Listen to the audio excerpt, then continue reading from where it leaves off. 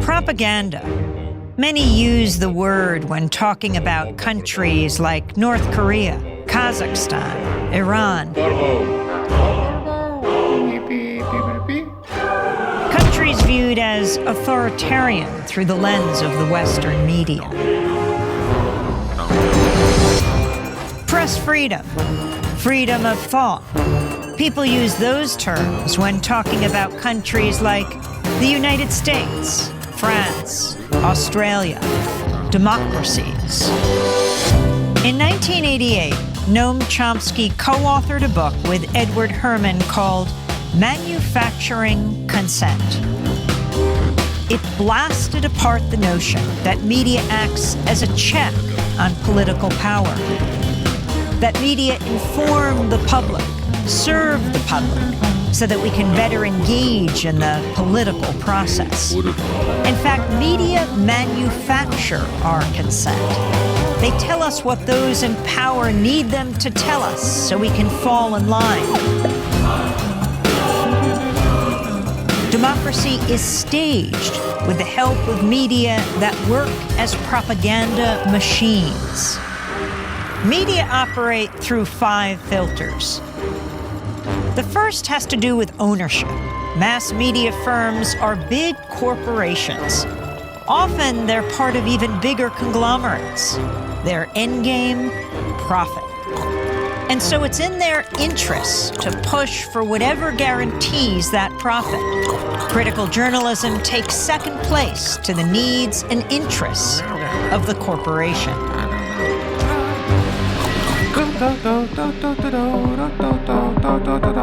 The second filter exposes the real role of advertising. Media costs a lot more than consumers will ever pay. So who fills the gap? Advertisers. And what are the advertisers paying for? Audiences. And so it isn't so much that the media are selling you a product, their output. They're also selling advertisers a product, you. How does the establishment manage the media?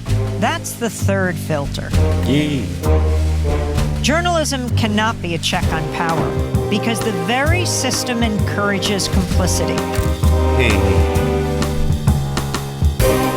Governments, corporations, big institutions know how to play the media game. They know how to influence the news narrative. They feed media scoops, official accounts, interviews with the experts. They make themselves crucial to the process of journalism. So those in power and those who report on them are in bed with each other. If you want to challenge power, you'll be pushed to the margins. Your name won't be down. You won't be getting in. You've lost your access. You've lost the story. When the media, journalists, whistleblowers, sources, stray away from the consensus, they get flat. That's the fourth filter.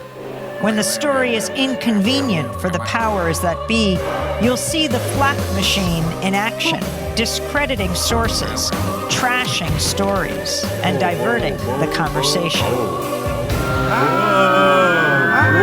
To manufacture consent, you need an enemy, a target. That common enemy is the fifth filter. Communism, terrorists, immigrants, a common enemy. A boogeyman to fear helps corral public opinion. 5 filters, one big media theory. Consent is being manufactured all around you, all the time. Because the masses are notoriously short-sighted and generally cannot see danger until it's at their throats, our statesmen are forced to deceive them into an awareness of their own long-run interests. Deception of the people may in fact become increasingly necessary unless we're willing to give our leaders in Washington a freer hand. And in 1981, as the United States was launching a new crusade for freedom, Samuel Huntington, the professor of government at Harvard, said in a private but published discussion, interchange, you may have to sell intervention or other military action in such a way as to create the misimpression that it is the Soviet Union that you're fighting. That's what the United States has been doing ever since the Truman Doctrine. The basic problem is this. The idea is that if you have a society in which the voice of the people is heard, you got to make sure that that voice says the right thing. In totalitarian societies, it's not a big problem. You got a club in your hand, and if people don't behave the right way, you hit them with a club or threaten them with it. So it doesn't really matter much what they think. What matters is what they do, and that you control by force. But as the capacity of the state to control by force erodes, it's necessary to control what people think. And in fact, I think you find much more sophisticated concern for thought control precisely as the society becomes more free. According to this alternative view, the media do indeed fulfill a societal purpose, but a very different one. Their societal purpose is to inculcate and defend the economic and social and political agenda of the privileged groups that dominate the domestic society. For the special interests that dominate the government and the private sector. What are those interests? Well, if you want to understand the way any society works, ours or any other, the first place to look is who's in a position to make the decisions that determine the way the society functions. Societies differ, but in ours, the major decisions over what happens in the society, decisions over investment and production and distribution and so on, are in the hands of a relatively concentrated network of major corporations and conglomerates and investment firms and so on. They are also the ones who staff the major executive positions in the government, and they're the ones who own the media, and they're the ones who have to be in a position to make the decisions. When we talk about manufacturing of consent, whose consent is being manufactured? We can, to start with, there are two different groups. We can get into more detail, but at the first level of approximation, there's two targets for propaganda. One is what's sometimes called the political class. There's maybe 20% of the population which is relatively educated, more or less articulate. They play some kind of role in decision-making. They're supposed to sort of participate in social life, either as managers or cultural managers, like, say, teachers and writers and so on. They're supposed to vote. They're supposed to play some role in the way economic and political and cultural life goes on. Now, their consent is crucial. It's one group that has to be deeply indoctrinated. Then there's maybe 80% of the population whose main function is to follow orders and not to think, and not to pay attention to anything. And they're the ones who usually pay the costs. All right.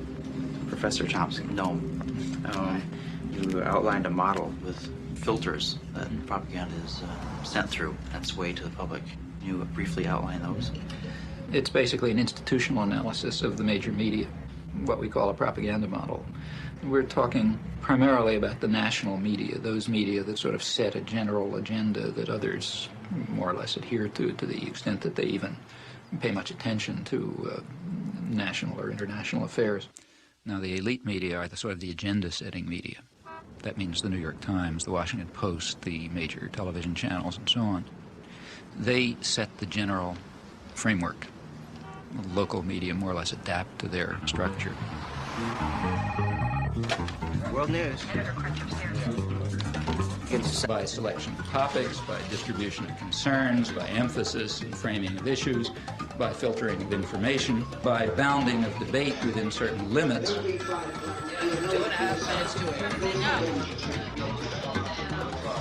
45 seconds. They determine, they select, they shape, they control, they restrict in order to serve the interests of dominant elite groups in society. There is an unusual amount of attention focused today on the 5 nations of Central America. This is Democracy's Diary. Here for our instruction are triumphs and disasters. I think kids are ready for it. They just have to pay attention. Most people just don't pay attention, either because they think everything's hopeless. I mean, it's kind of driven into your heads that everything is hopeless. There's nothing you can do. The powers are too great, And in fact, the sense of hopelessness in the country is astonishing. So, for example, if you look at polls, over half the population thinks that Congress ought to be totally thrown out and replaced by your neighbors. You know, they'll do a better job. Approval of Congress is in single digits. Nobody thinks I can do anything about it. It's like these peasants in Brazil, you know. How can somebody like me do anything about it? In fact, you take a look at some of the, take say the 9/11 movement, which is kind of interesting. Not the content, but just the phenomenon. You know, the Bush blew up World Trade Center, that kind of thing. It appeals to, I mean, it has a sympathy, at least, of, I forget the numbers, I think it's about a third of the population, a huge part of the population.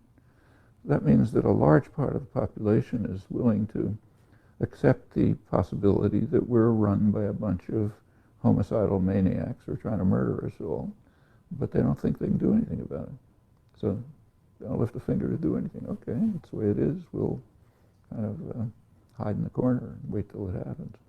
But when people are kind of, I mean, some of the most effective kinds of propaganda are the kinds that allow you to see what's going on. So you see 99%, 1%, but to feel, I can't do anything about it. I'm isolated, alone. I don't talk to anybody. People like me can't do anything. We just have to suffer and bear it. That's really effective propaganda. I mean, that's the way, that's how slavery could last forever without many slave rebellions. It's how women were oppressed. So like take, say, my grandmother's generation. If my grandmother had been asked if she's oppressed, she wouldn't have even known what you're talking about. That's life. You know, women are doormats. That's life.